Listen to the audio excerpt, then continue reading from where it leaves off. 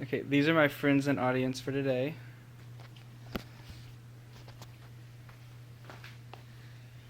According to a recent poll by Glamour magazine, 43% of men they poll believe that they made the right decision when deciding to break up with a girlfriend.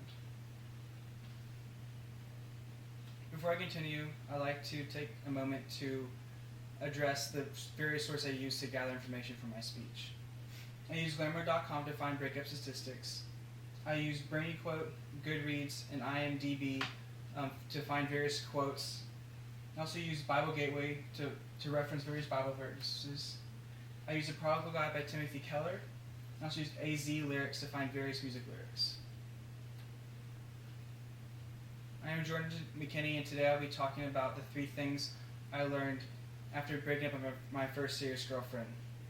I learned that I'm loyal, that I am not in control of my life, and I am stronger than I think I am.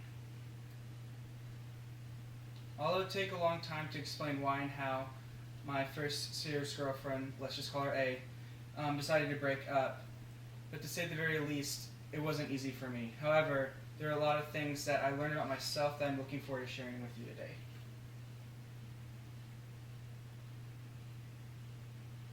After reflecting on how a 3-year relationship was now over, the first thing that came to mind was how loyal I had been out through the whole process. In the beginning, I doubted whether that I made the right decision taking a good friendship and turning it into a relationship. In the middle, a lot of my friends and people I looked up to were encouraging me to break up with her. But in the end, I decided to stick with her and to fight for her because she was my best friend, and I felt that I should overlook it. Famous Chicago Sun-Times advice columnist Ann Landers once said the following about loyalty in relationships. It is loyalty during good and bad times. It settles for less imperfections and makes allowances for human weakness. Sure, there were some things that I saw in A that I was not excited about and I'm actually might have been fearful about, but it wasn't anything that I was going to throw in the white flag and jump ship over.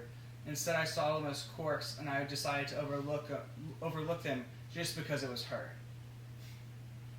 During my sophomore year, my Bible study leader gave each member a block of wood that had 3 characteristics on it. One of my characteristics was loyalty. And at first, I was really upset because I wanted a cooler characteristic. But however, I now see that when push comes to shove, I will stick by people I care about and friends I'm close to because I feel that they have earned the benefit of the doubt from me. Ralph Ellison once said, "Life is to be lived, not controlled, and humanity is won by continuing to play in the face of certain defeat." The second thing I learned about through the breakup was I am not in control of my own life. A and I had made a plan for a future we were excited about, but in an instant, it was no longer an option. Proverbs 16:9 states, "The heart of man plans his way, but the Lord establishes his steps." I often can think of a plan and figure how things work in my head and then believe that that is what the Lord has for me without ever asking Him to affirm it or reaffirm it or asking to continually ask Him for His will to be done in my life. One of the main things that I relearned and remembered, and I continually to relearn every day, is the fact that I am not in control of my own life. I am not the master. Instead, the God of the Bible is, and I can trust Him, and I have to trust Him even when His plans don't match my own. Timothy Keller, the head pastor at Redeemer Presbyterian Church in New York City, says the following in his book, The Prodigal God, about this anomaly we Christians face. He relates it to how computers work. He says that our computers will go to a default setting unless we tell it to do something. Likewise, he talks about how Martin Luther says that even after you are converted by the gospel in your heart, you go back to operating on other principles unless you deliberately, repeatedly set it to gospel mode. He makes the argument that we often are, even though we might believe the gospel in our hearts, we are often driven by other factors such as fear, anger, and a lack of control. He says that we can never completely be rid of this, but gradually as we accept the gospel more and more deeply into a part of who we are, then that is when we can overcome it. I know personally I don't remember to set my heart and my mind to gospel control every day. Instead, I often try to rely on my own strength and my own talents to get through the day and to accomplish any task that might be set before me. through this breakup, I've not been perfect at this, but I think I do better at remembering day to day to set my heart and mind to gospel mode and to radically depend on God for everything every day. A quote by Kelly Clarkson I think that really fits along with my third point is, what doesn't kill you makes you stronger. I learned through this whole process that I'm stronger than I think I am. Instead of wishing that things would go back to the way they were, obsessing how A was moving on, or trying to drink just to numb the pain or just to run away from this. Instead, I found that it was better to work through my emotions and to learn and grow from the pain, and so I can be a better person on the other side. One of my favorite quotes is from Dr. Ellis Gray of Grey's Anatomy. She often tells her daughter the carousel never stops turning. And what she means by this is that life goes on.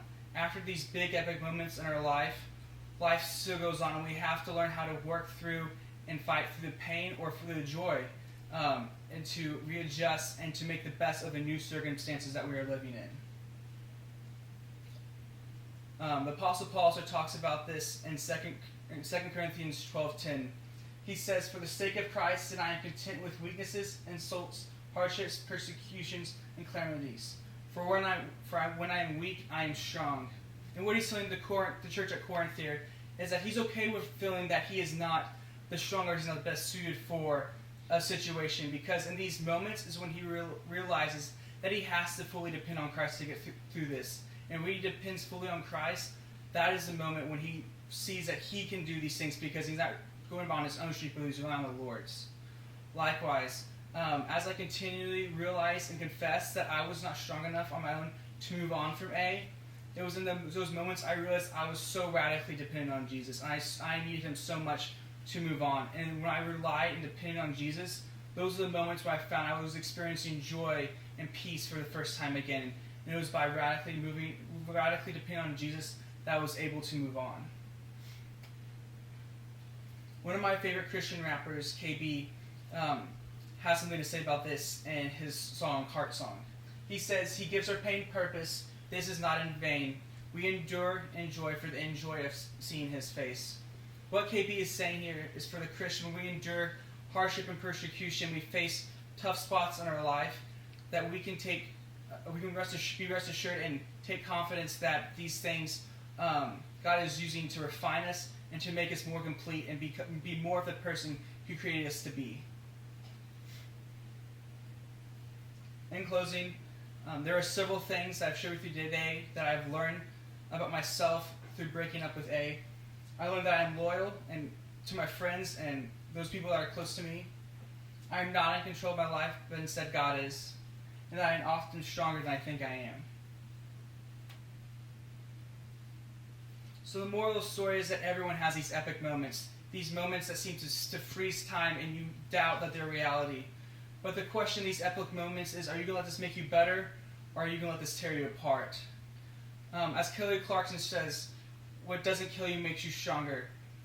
It is important to let these epic moments make you a better person, to fight through and work through your emotions, but also to see how you can be a better person at the end of this.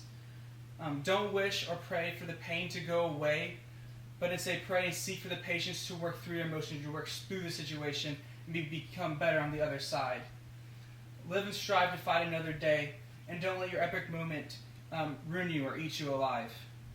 I have definitely learned that it's important to trust God in these hard moments, and to seek his face and to trust him when stepping forward into the waters that lay ahead after these epic moments.